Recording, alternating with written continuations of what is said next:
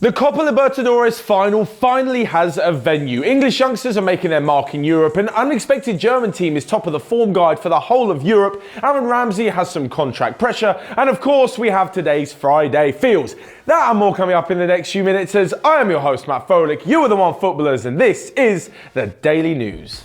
First off, and the Copa Libertadores will play its second leg in the Bernabeu. Thousands of miles away from Buenos Aires, Spain and Madrid will be hosting the second leg of the final after a 2-2 draw in the first leg. This is because there was an attack on the Boca Junior bus last weekend, meaning that the game was suspended by a day and then indefinitely postponed. There were rumours that the match could be held in Qatar or even the Italian city of Genoa, but finally the Bernabeu has been chosen. The game will be played next Sunday on the 9th of December, just 3 games before the Club World Cup kicks off. This is the competition that the winning team goes into. The first game for either Boca Juniors or River Plate in the Club World Cup will be 6 days later on the 15th as they head into the quarter-final stage. Of course, they may end up meeting Real Madrid in the semi-final stage after that. But away from that and to a few young English players who are making their mark in the Europa League. Emil Smith-Rowe and Joe Willock got on the score sheet for Arsenal in their 3-0 win in Ukraine, and back at home, Chelsea's victory saw Callum Hudson-Odoi score and get on the assist sheet.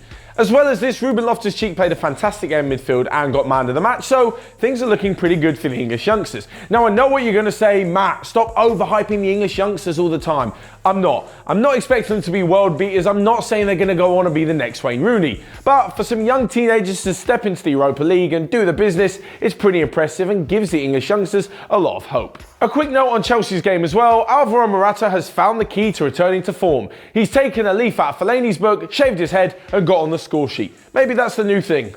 And nextly, moving on to the European form guide, where there is a new team sitting atop of the table and a rather unexpected one at that. Sitting in third place in the Bundesliga, Eintracht Frankfurt are on incredible form. Their front three of Sebastian Haller, Luka Jovic and Ante Rebic has seen them score 32 goals in the last 10 games, whilst only conceding 7.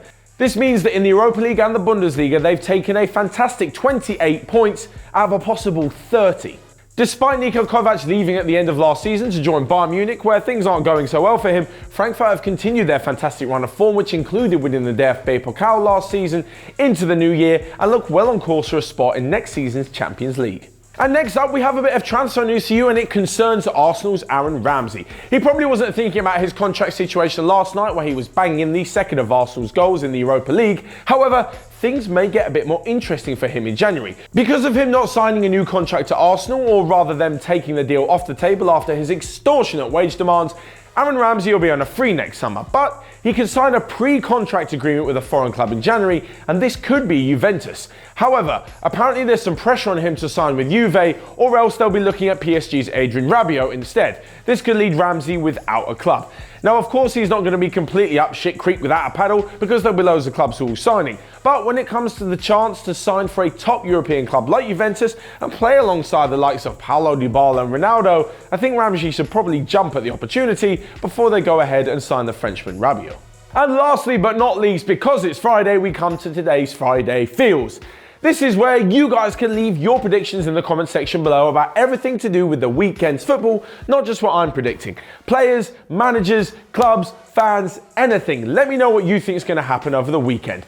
As for me, I'm picking 2 of the biggest games in the Premier League this weekend, where I think in the Merseyside derby, Liverpool will cruise to a 2-0 victory against Everton, and in the North London derby, Spurs will just edge out Arsenal by 2-1. Of course, let me know what you think in the comment section down below, and everything else on today's news, feel free to let me know your thoughts. Smash the like button whilst you're down there, and of course you can click here to check out all of the other videos that we've got going on OneFootball. But until next time, have a great weekend and I'll see you guys Monday.